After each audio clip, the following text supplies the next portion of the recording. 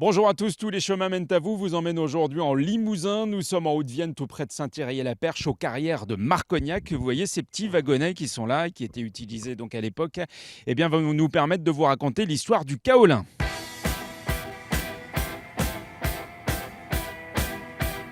Il faut que vous imaginiez que l'étang qui se trouve juste derrière nous est en fait une carrière de kaolin qui fait 60 mètres de profondeur et qu'on a arrêté d'exploiter à la fin des années 70. La voici ici en photo.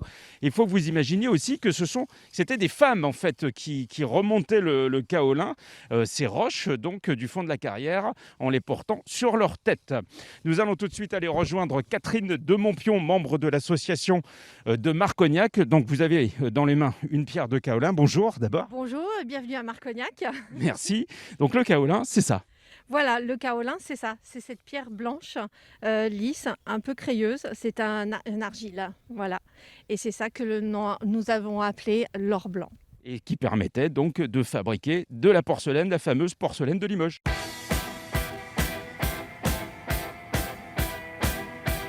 Le kaolin a été découvert à Saint-Thierry-et-la-Perche par Jean-Baptiste Darney en 1768.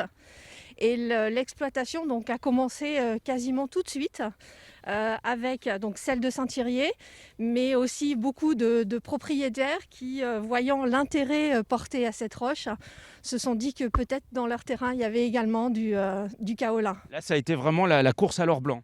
Ça a été la course à l'or blanc. Il y a eu beaucoup de carrières un petit peu partout dans la région.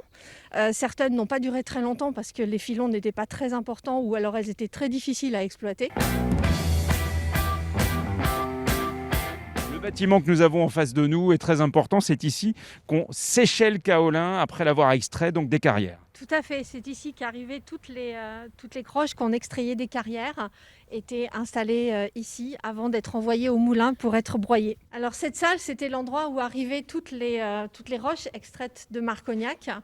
Et le principal intérêt de cette pièce, c'est l'endroit où on lavait en fait la roche. 50% de kaolin, 25% de feldspath, 25% de quartz. Et avec ça, on fait de la super porcelaine de Limoges. Les morceaux de kaolin en fait arrivaient ici pour être nettoyés complètement d'impuretés qu'il pouvait y avoir et aussi d'être réduits en morceaux plus petits afin d'être mis à sécher et d'être envoyés au moulin.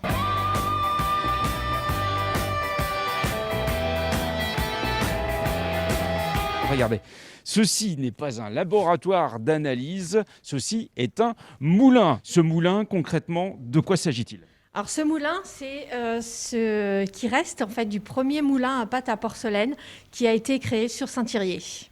Alors un moulin donc, qui servait à fabriquer de la pâte à porcelaine qui a été créé en 1796. Oui, tout à fait. Ça a été créé une dizaine d'années après la découverte du kaolin. Ici, on a des petits morceaux de bois. Concrètement, pourquoi Donc c'est du bois d'orme et ça a une raison technique. En cas de problème, ça empêchait le mécanisme d'exploser complètement. Voilà, ainsi se termine notre petit périple du côté de Saint-Thierry-et-la-Perche. Nous étions en Limousin sur les traces du kaolin. À très bientôt sur Noah.